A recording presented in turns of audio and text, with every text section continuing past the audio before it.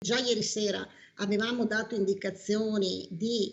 sospendere per quelli che avevano meno di 60 anni e dovevano fare la seconda dose, se c'erano delle prenotazioni oggi, domani e dopodomani di sospendere, e poi avremo atteso la circolare. La circolare è arrivata questa notte, noi l'abbiamo trasmessa ai direttori generali alle 4:30 di questa notte. E poi stamattina, appunto, nel confronto abbiamo dato indicazioni che erano le stesse che noi avevamo già dato di ieri. La riorganizzazione della macchina vaccinale del Veneto è iniziata già durante la notte, dopo le nuove indicazioni del Comitato Tecnico Scientifico sulle somministrazioni di AstraZeneca per gli under 60. In Veneto sono 36.000 i cittadini che hanno fatto la prima dose con il siero svedese e che ora dovranno ricevere il richiamo con Pfizer o Moderna, tenendo conto che la circolare del ministro Speranza evidenzia come la seconda dose sia da somministrare ad una distanza di 8-12 settimane dalla prima. È chiaro che ci saranno dei disservizi, perché io adesso mi immagino che ci saranno delle persone che avevano l'appuntamento per fare la seconda dose di AstraZeneca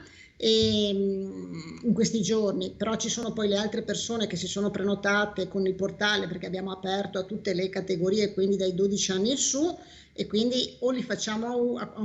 da una parte o dall'altra parte. La Regione attende in settimana chiarimenti dal ministro Speranza e dal commissario Figliuolo. Perché dovrebbero aumentarci le forniture di Pfizer e Moderna, e a un certo punto non ci dovrebbero più arrivare forniture di AstraZeneca e Johnson, perché sennò altrimenti rimangono lì. Noi già oggi abbiamo in magazzino 142.000 dosi di AstraZeneca e 84.000 dosi di Johnson Johnson. Abbiamo parecchie seconde dose da fare per le persone che hanno più di 60 anni, quindi l'AstraZeneca che abbiamo, insomma, lo consumiamo, però per il futuro credo che questo vaccino è un vaccino che non ha più senso, insomma, che ci venga fornito